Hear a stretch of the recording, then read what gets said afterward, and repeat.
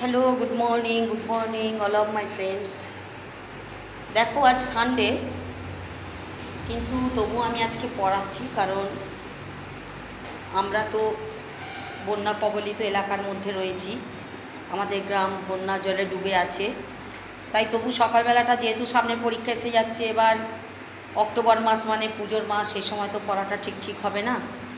ওই জন্য যতটা হয় আর কি, যার জন্য আজকে সানডেতেও কেউ আসেনি, তবে এই 5 জন মাত্র এসেছে।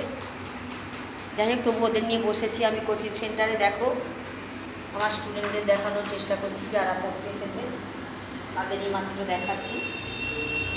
ঠিক আছে, সানডেতে আশা করি তোমরা খুব ভালো আছো এবং ভালো থাকো।